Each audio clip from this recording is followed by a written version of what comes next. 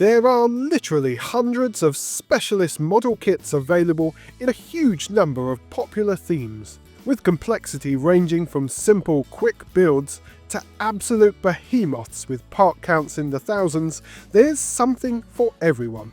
But simply getting started can be a daunting and confusing prospect.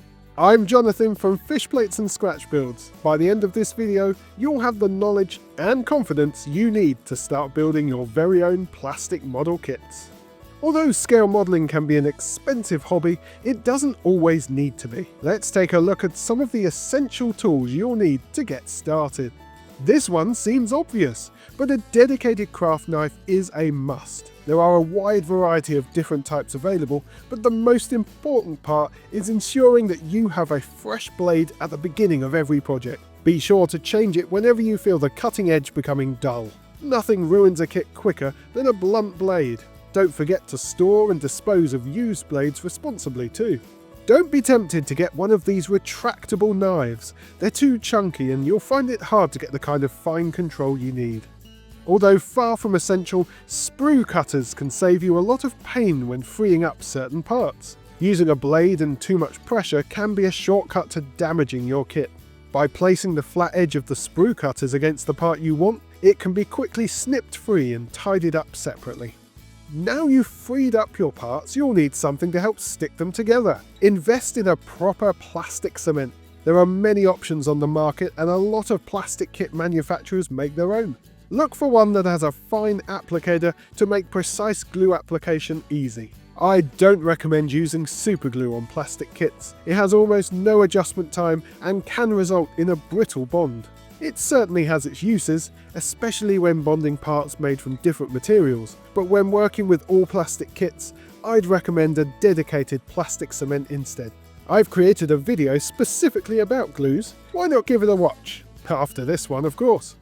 Flashing is excess plastic which has leaked out during the injection moulding process. This, along with other imperfections, can make your kit look unsightly if left unchecked. But the good news is that it's usually relatively easy to clean up these plastic parts.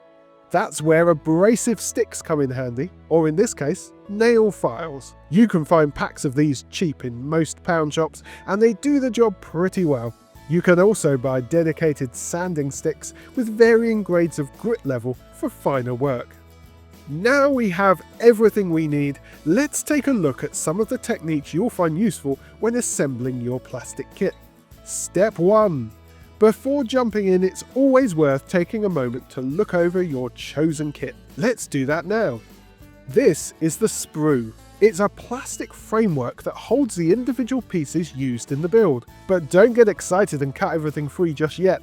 The sprue also contains numbers or letters to help you identify individual parts. It really is worth taking a moment to look through the instructions and familiarise yourself with how the parts are designed to go together. It's also a good idea to make sure everything is present and correct too. Doing this now can save a lot of frustration later.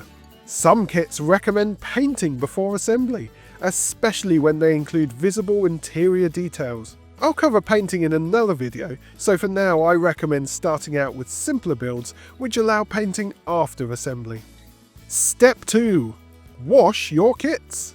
Seriously, sometimes a mold release agent is used in the factory and this substance can remain on the plastic, potentially affecting the adhesion of glues and paints. A quick dunk in some warm, soapy water usually does the trick. Allow the pieces to air dry completely before assembly. I've heard that this was only really necessary on older kits, but a lot of model railway kits seem to be based on really old moulds, so better safe than sorry, I guess. Step 3. Even the highest quality kits will require some attention before assembly. Whether it's flashing or tiny remnants of sprue, a quick once-over with a lightly abrasive stick will usually get the job done. Plastic is generally soft, so using too much pressure could take off more than you bargained for. Use gentle, light passes until the offending excess is removed. Remember, once you remove an item from the sprue, it can be harder to identify later on, especially if there are lots of similar pieces. In these situations, I like to lay the pieces out on the bench and write their numbers on a strip of masking tape. Step 4. The part you've all been waiting for, assembly. Take your time and follow the instructions one by one. Identify the parts needed for step 1 in the instructions and lay them out. If you'd rather tidy the pieces as you go, now's the time to do it. Plastic cement works by melting the surface of the plastic, allowing two pieces to fuse together. So, if you get it somewhere you don't want it, it can potentially ruin the look of your model. That's why I'm going to recommend you always aim to test fit the pieces first. Put them together as the instructions indicate, without glue, to ensure they'll fit as intended.